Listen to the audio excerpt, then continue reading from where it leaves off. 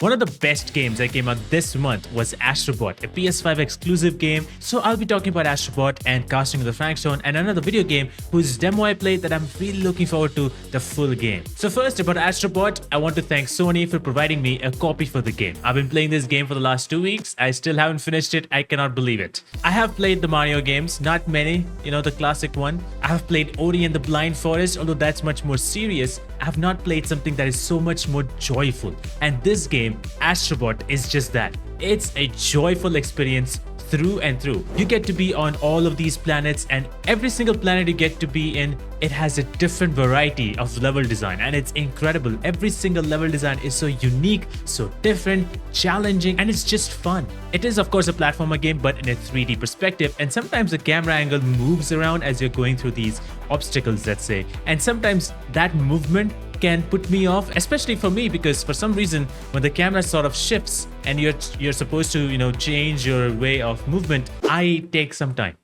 Again, the level design, that's where it comes to. You have such amazing design, such amazing obstacles that you cross through, and then you also have these abilities that you collect, and they give a variety of different kind of abilities. I never expected that I'll use a chicken to hop myself up in the air, or become an ant-man and reduce your size so small that it can go through these detailed smaller locations. Even become a sponge and just take all the water in, become huge, and then spray all the water out. And it's as simple as it is. Collect bots. That's basically what it is. You just have to collect bots, and every galaxy you go, which has a number of planets, you beat a boss battle. And every boss battle is also very unique. The recent one I finished was the frog, and I cannot believe how many times I had to retry that because, well, as I said, I'm just a bad gamer. For some reason, I was not able to slow down time in the right time. The biggest thing is some of the bots in the game are based on video game characters. And it's not just PlayStation exclusive games, you have other games as well. We got to see Sekiro, we get to see Persona. There's so many different kind of games. I will not be able to list all of them. And the best part is when you go back to the planet that you crashed on, you can see all these bots just hanging around, but are bots that are based on specific video games. You can actually buy items for them, and now they're interacting with those items. And if you punch them, you will see a unique animation around them. And it doesn't stop there, because then you have PlayStation exclusive levels, such as God of War has one, Uncharted has one. So it's so cool to see all these levels based on these video games literally being authentic to these video games. And you also can be challenged, because there's certain planets or certain things, not exactly planets, in certain galaxies that give you some challenging levels. But it's fun to get to this challenge because you would like to try that again, because you feel like you can finish this. And it's just so fun to go through all these planets, collecting these bots as they say thank you, and just cuteness in there, but challenges as well. So it's overall such a fun game. I still am playing the game. I don't know how many of you guys have played it, because it requires a PS5. So if you have a PS5, I would highly recommend checking this game out, because it's really, really fun, and it's really challenging in some aspects. It's just overall a lot of fun. The other game I played was Casting the Frankstone. Now, this is a game that I genuinely want to play, because I'm a big fan of horror games. I love all the supermassive games, Until Dawn, all the Dark Pictures anthology, whatever's coming next, I'm gonna play it. I played The Quarry as well, so I just wanted to play this game. This was based on Dead by Daylight. Well, not exactly based on, but it's in the same world of Dead by Daylight.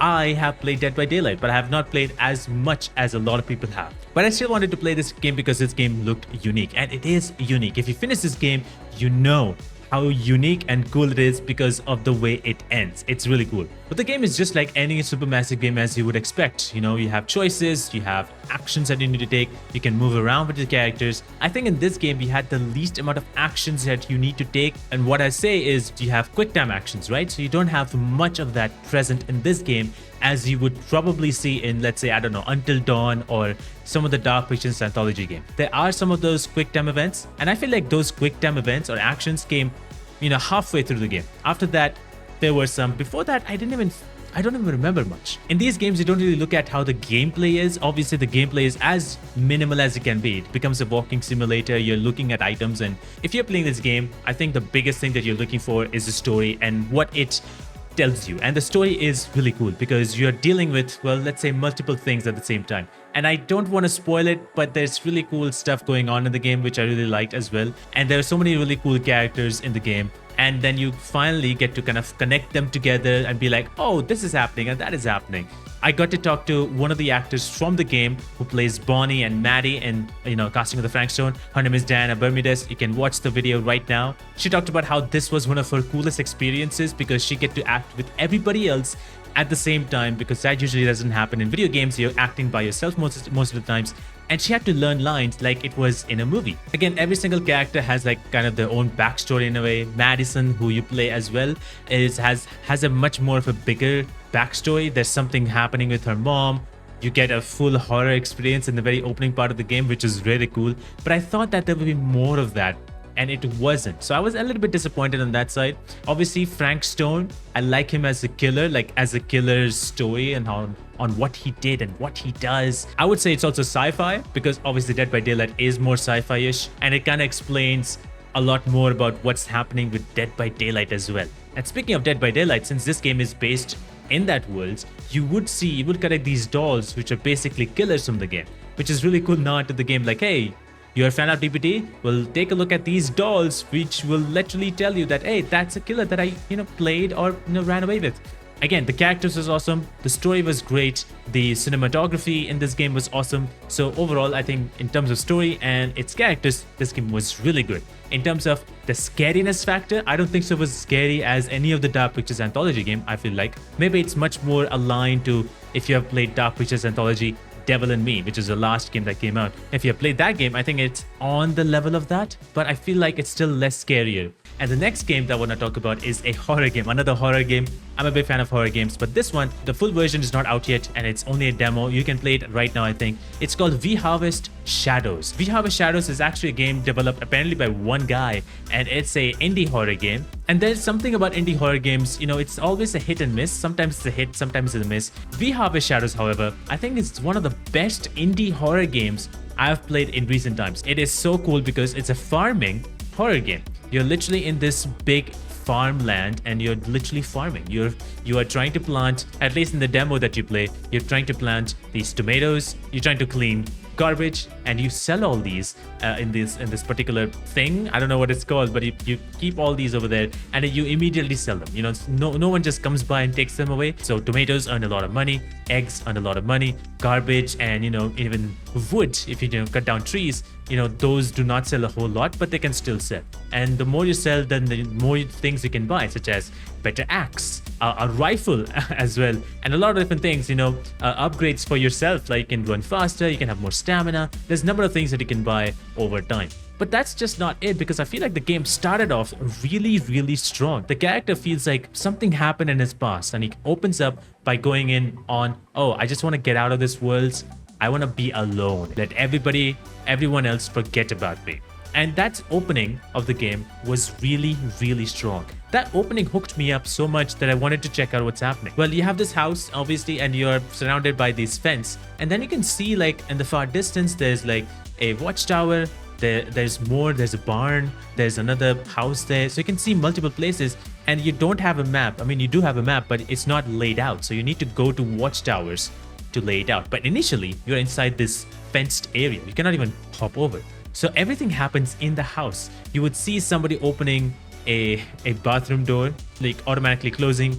You would see you're in the bedroom, which is on the second floor, is shaking. So there's a lot of these events happening inside the house. And there's another cool thing is one of the paintings will change its painting based on how your stress levels are or what's happening around you. But it will not happen every night. So every day you wake up and you're living the whole day, and that day goes by very, very quickly. Morning till night, it goes by very quick. In the morning, you just have a to-do list. You have to plant, you have to take garbage out, you have to cut some wood, you have to, you had to make a chicken coop. That was one of the to-do lists. So you have to make a chicken coop, bring chickens, and then they can lay eggs so that you can sell those eggs. So you have to do all these to-do lists. And when there's night, you are not allowed, you're not told to be stayed outside of the house at night, because some things happen at night. And I told myself, you know what, I'm gonna stay whole night. So I stayed whole night, and it was really cool because something was attacking me at night. I was out at night and I fell down, and then it was a whole sequence of events. I really like that. I didn't expect that would happen because I thought I was just supposed to stay at home.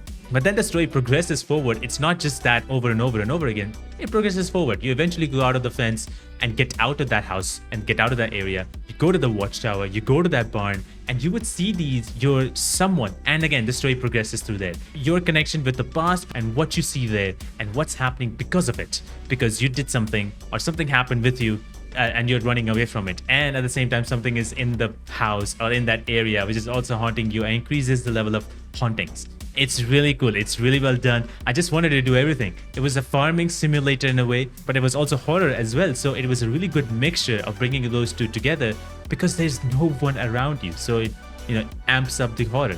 The demo, you can actually play for like 3 hours or something. You can play for a long time. So I would highly, encourage anybody who's a horror fan to play that game. This is a very fun game. It's still out. The demo is still out on Steam right now. There's another game that is out currently right now, if you're a horror fan again, is Hollow Body. I haven't played the game, but it's a classic survival horror game, paying homage to one of those games. And it's actually getting a lot of positive reviews because it is done really well. So if you haven't already, check it out. It's actually very cheap. I think it's $10 or something. Check it out. It's a very cool game. A lot of people are playing it. I think it has crossed 150 reviews. And another game, if you're not a horror fan and if you're very much into cozy games, then there's a game called Caravan Sandwich, which is also out right now. You can play that game. It's a very cozy, cool game. Nothing, you don't do much there because it's such a cool art style. It's an open world, cool art style, very simple. You drive your van around and you do multiple things at that time. I have played the demo, so I don't know how the full game is.